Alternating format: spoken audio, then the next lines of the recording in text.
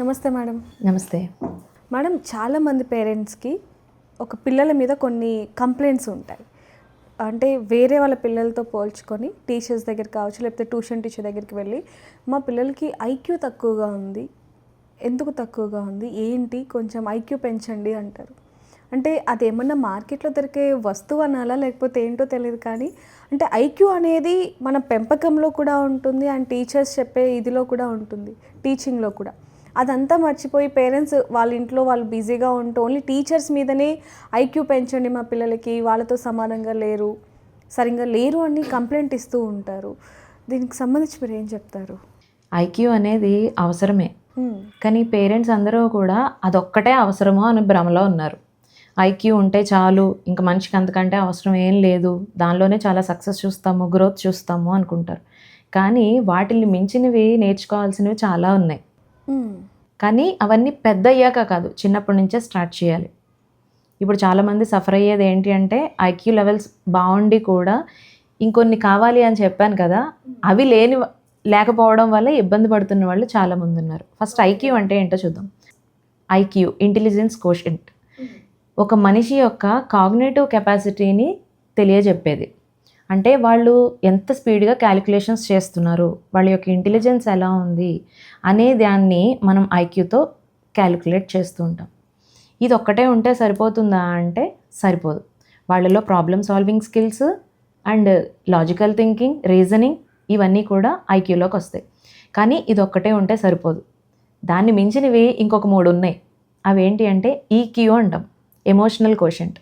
అంటే ఒక వ్యక్తి తన యొక్క ఎమోషన్స్ని ఎలా ఐడెంటిఫై చేస్తున్నాడు, ఎలా అండర్స్టాండ్ చేసుకుంటున్నాడు, ఎలా ఎగ్జిబిట్ చేస్తున్నాడు, ఎలా రెస్పాండ్ అవుతున్నాడు, ఇవన్నీ కూడా ఎమోషనల్ కోషెంట్లోకి వస్తాయి.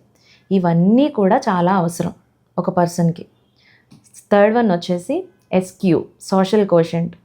ఒక పర్సన్ తన సోషల్ లైఫ్ ఎలా ఉంది, అది పేరెంట్స్ అవ్వనివ్వండి, ఫ్రెండ్స్ అవ్వనివ్వండి, స్కూల్లో కానీ బయట వర్క్ ప్లేసెస్లో కానీ, ఈ ప్లేసెస్ అన్నిటిలోనూ తను ఎలా ఉంటున్నాడు, అవతల వాళ్ళ ఎమోషన్స్ని ఎలా అర్థం చేసుకుంటున్నాడు, అవతల వాళ్ళ పట్ల ఎంత ఎంపథెటిక్గా ఉంటున్నాడు అనేది సోషల్ కోషెంట్లోకి వస్తుంది. ఈ రెండిటిని చూసుకున్నట్లయితే వెన్ కంపారిటివ్ ఐక్యూ లెవెల్స్ హైగా ఉన్న పిల్లాడికి లాజికల్ థింకింగ్ బాగుంటుంది, క్రియేటివ్ లెవెల్స్ ఉంటాయి, అన్నీ ఉంటాయి. కానీ ఎప్పుడైతే ఈ ఎమోషనల్ కోషెంట్ అనేది, సోషల్ కోషెంట్ అనేది తక్కువ ఉంటుందో ఆ పిల్లాడికి సక్సెస్ వచ్చిన రేట్ చాలా తక్కువ ఉంటుంది. ఓకే. పేరెంట్స్ అందరూ కూడా ఐక్యూ ఒకటే బాగుంటే సరిపోతుంది అనుకుంటున్నారు, కానీ వాటన్నిటికంటే మించింది ఇది. ఎందుకు అంటే తన యొక్క ఎమోషన్స్ తన కంట్రోల్లో లేవు, కంప్లీట్గా ఎమోషనల్ అవేర్నెస్ అనేది లేదు, తనకి సెల్ఫ్ రెగ్యులేషన్ అనేది ప్రాపర్గా తెలియట్లేదు. అలాంటప్పుడు తన పీర్స్తో రిలేషన్షిప్ అనేది ప్రాపర్గా ఎలా ఉంటుంది? ఉండదు. ఐక్యూ లెవెల్స్ ఉండి మాత్రాన ఇక్కడ ఎటువంటి ప్రయోజనం లేదు. ఇక్కడ ఆ పిల్లాడికి సోషల్ లైఫ్ బాగాలేదు, ఎమోషనల్ లైఫ్ కూడా బాగాలేదు. So emotional life, social life బాగుంటేనే ఐక్యూ లెవెల్స్ ఉన్న వాళ్ళకి అది పాజిటివ్గా ఉంటుంది. ఐక్యూ లెవెల్స్ ఒక్కటే బాగుండడం వల్ల ఎటువంటి ఉపయోగం ఉండదు. దీనికి ఒక ఎగ్జాంపుల్ కూడా మనం అనుకోవచ్చు మేడం. ఒక షోలో కూడా ఒక బాబు తనకి ఏదైతే తెలుసో అదే, అమితాబ్ బచ్చన్ గారిది ఒక షో మీరు కూడా చూసే ఉండొచ్చు. అందులో కూడా బాబుకి కొంతవరకు ఐక్యూ ఉన్నప్పటికీ కూడా ఆ బిహేవింగ్ అనేది అండ్ ఆన్సర్ తెలియనప్పుడు అమితాబ్ బచ్చన్ గారితో బిహేవ్ చేసే బిహేవియర్ ఇదంతా మనం చూసాం. సో ఇది ఎగ్జాంపుల్ అని చెప్పొచ్చు మీరు చెప్పేదానికి. ఇది కంప్లీట్గా పేరెంటింగ్లోకి వస్తుంది, దాని గురించి మనం లాస్ట్లో డిస్కస్ చేద్దాము. ఇంకొక పాయింట్ ఉంది. ఇప్పుడు ఐక్యూ లెవెల్స్ బాగున్నాయి, ఎమోషనల్ అండ్ సోషల్ లైఫ్ బాగాలేదు, ఇలాంటి పిల్లలకి సక్సెస్ రేట్ తక్కువ వస్తుంది అని చూసుకున్నాం.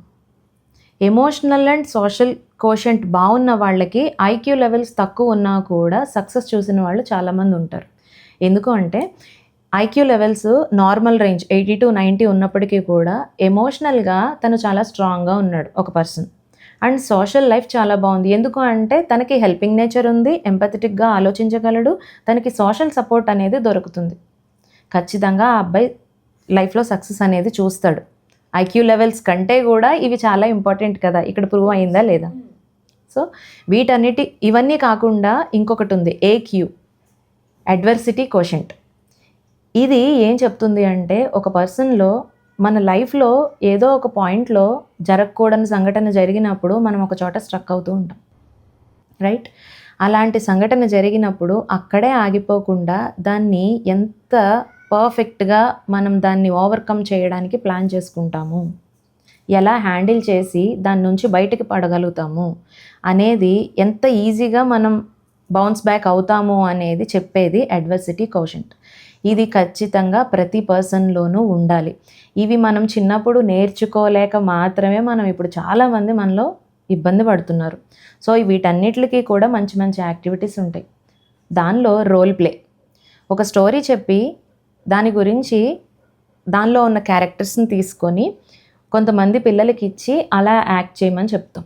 ఓకే, అక్కడ ఏం జరిగింది, ఎంపతి అనేది పెరుగుతుంది, ఎమోషన్స్ గురించి వాళ్ళు నేర్చుకుంటున్నారు అక్కడ, అండ్ సోషల్ ఇంటరాక్షన్స్ జరుగుతున్నాయి.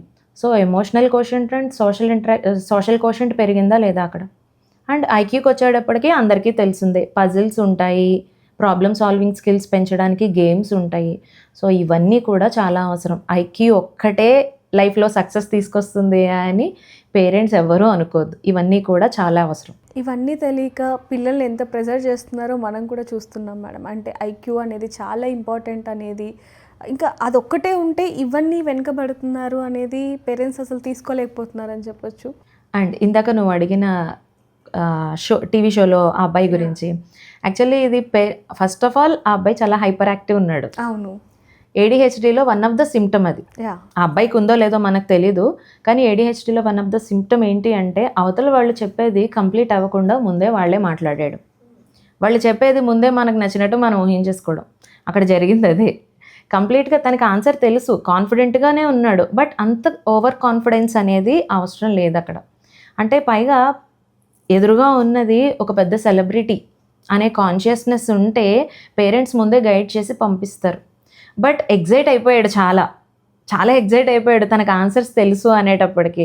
సో అది కూడా కంట్రోల్ చేసుకోవడం అనేది ముందు నుంచి అలవాటు చేయాలి, అప్పుడు ఇలాంటి చిన్న చిన్న మిస్టేక్స్ జరగవు. సో దాంట్లో కూడా చాలామంది ఆ వీడియోస్ గురించి కూడా మాట్లాడినప్పుడు మేడం, అతనికి రెస్పెక్ట్ ఇవ్వటం తెలియదు, ఫస్ట్ పేరెంట్స్ నేర్పించాలి అనేది మనం చూస్తున్నాం. అంటే ఇది ఒక ఎగ్జాంపుల్ అనుకోవాలి. ప్రతిదీ టీచర్స్ మీద ఆధారపడకుండా పేరెంట్స్ది కూడా కొంచెం ఉండొచ్చు. అంటే పేరెంట్స్ అప్పటికి చెప్పినప్పటికీ కూడా ముందు నుంచి చెప్పుంటే ఆ రోజు ఆ బాబుకి అలాంటి పరిస్థితి వచ్చేది కాదు అని చెప్పి కొన్ని చూపించాలి, ఇలా ఉండాలి, ఇలా బిహేవ్ చేయాలి. కొంచెం మనం ఈ ప్లేసెస్కి వెళ్తున్నప్పుడు నిన్ను ఇంతమంది జడ్జ్ చేస్తారు, సో నువ్వు కొంచెం జాగ్రత్తగా ఉండాలి. ఫస్ట్ ఆఫ్ ఆల్ ఇలాంటి ఆన్సర్స్ ఇవ్వకూడదు పెద్దవాళ్ళకి అనేది వాళ్ళు ప్రిపేర్ చేసి ఉండాల్సింది. చేశారో లేదో తెలీదు మనకి. అక్కడ పిల్లాడి విషయానికి వచ్చేటప్పటికి కొంచెం హైపర్గానే అనిపించాడు. సో అందువల్ల ఇంత ట్రోల్ చేశారు ఆ అబ్బాయిని. Thank you ma'am, thank you so much. Thank you. For more videos like this, subscribe Big TV channel.